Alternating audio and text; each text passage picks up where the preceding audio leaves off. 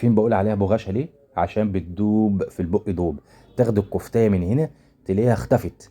طعمها خطير جدا كفتة السمين دي، هوريكي كل اسرارها وتركاتها اللي تبقى طرية ودايبة ومتماسكة.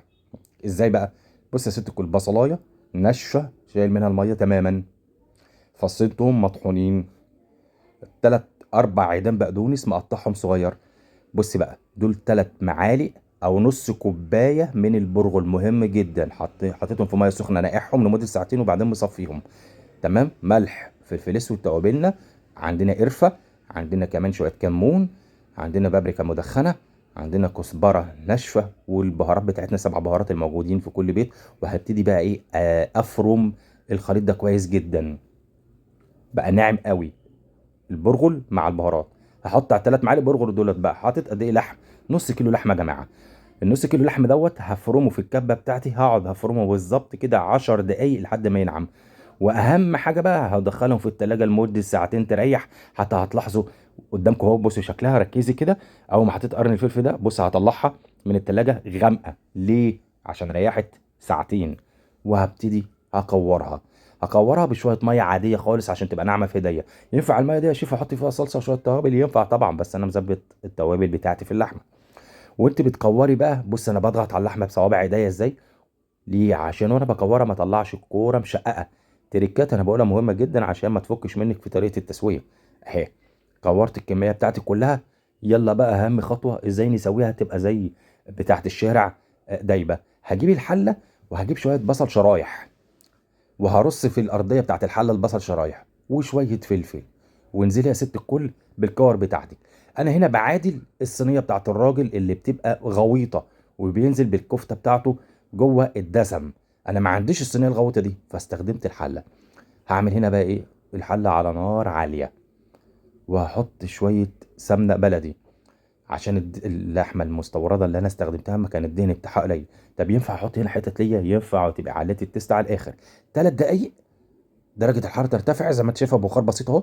هبتدي احط نص فنجان من المية، نص فنجان من المية، يعني مش فنجان كامل، فنجان القهوة يا جماعة. خلاص. واقفل.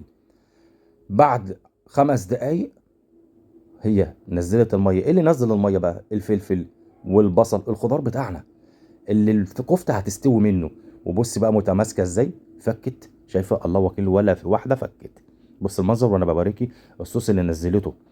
وبقلب الاسباتي لو قدامك اهو عشان ما فيش كوره واحده فكت، ومتماسكه جدا ان ما فيش واحده من التقليب هتفك. طيب قعدت استوت قد ايه بعد ما قلبت كده؟ قفلت الغطا. 10 دقايق يا جماعه. هعرف منين ان هي استوت يا شيف؟ الاقي الميه اصطفت خالص ومبقاش فيه غير الدسم اللي هتتحمر فيه الكفته بتاعتي. خلاص. لحد دلوقتي انت تاكل الكفته دي زي الفل. انا بقى حبيت ازود الدنيا شويه.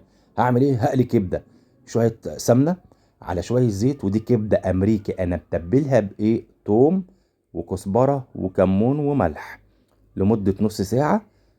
وهبتدي هقليها. انا مش هعمل كبده اسكندراني عشان عارف الاسكندرانيه هيقولوا لي دي كبده، مش كبده اسكندراني. لا، دي مش كبده اسكندراني، دي كبده السمين. اول ما تتشمع من تحت وتاخد لون، هبتدي بالشوكه هقلب على الوش التاني. الكبده الامريكي يا جماعه بيبقى الطرنش بتاعها تخين. سعرها عامل كام؟ سعرها عامل 200 جنيه دلوقتي. انا هزود التيست وهحط كام فص كام قرن فلفل شطه. وبعدين هنزل بقى بالكفته بتاعتي اللي انا ايه، اللي انا مسويها. هنا الميكس ده هياخد كله على بعضه. ناقص له ايه بقى الميكس ده عشان يبقى حلو؟ ناقص له السجق، بس ما كانش عندي سجق. طيب نكمل بقى الوصفه. اهم حاجه رشه البصل ديت، اللي هي لما هاجي اغرفها البصل ده هيبقى مقرمش وهيبقى طعمه جميل جدا. طيب بعد ما حطيت البصل كده كله مستوي، هياخد قد ايه بس؟ 7 8 دقايق بالكتير قوي. وغرفت قدامكم زي ما انتم شايفين بالمنظر ده. حاجه تحفه.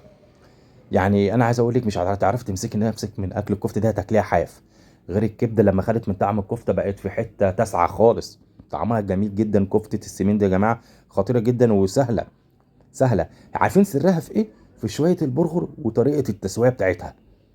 والبرغل 3 معالق على نص كيلو اللحمه. طب انت هتعملي كيلو يبقى ايه؟ 6 معالق. خلاص كده.